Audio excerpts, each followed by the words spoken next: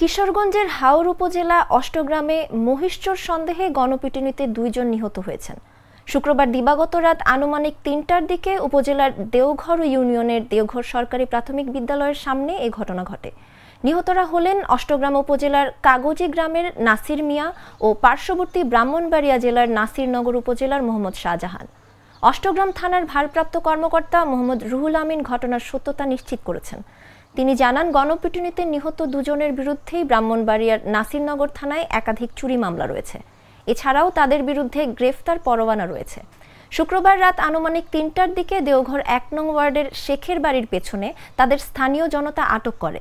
পরে দেওঘর সরকারি প্রাথমিক বিদ্যালয়ের সামনে নিয়ে এরা গণপিটুনিতে নিহত হন। রাত্রে সুর নদীর কাছ থেকে দৌড়ে আনছে, বই শহরে দৌড়ে আনছে, বলে গ্রামান্য বাইন্দা তুলছে।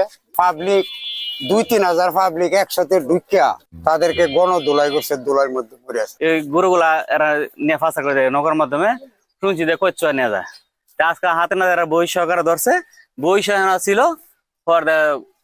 সারা গ্রামের মানুষ, পুরা থানার মানুষ এখানে আসছে গণদোলাই দেয়। মানে আমরা যেটা শুনছি মারা লাইছে। আজকে খবর পাইছি সুর বইস এক জোড়া বইস নিয়ে গেছে, তারপর নদী থেকে সুর ধরা নিয়ে আইসা রাত্রে 2টা বাজে সুর ধরে নিয়ে আইসা এই স্কুলের ভিতরে রাখা হয়েছে। এই এলাকার সকল মানুষ মিল্লা গিরিল ভাঙিয়া সেরা গণদোলাই দিয়ে মারছে।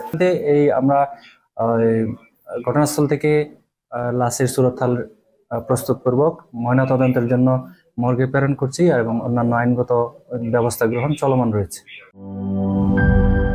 মাঠের অলরাউন্ডার আমি, আর ঘরের allrounder Tylox. Tylox toilet cleaner, clean মানেই টাইলক্স।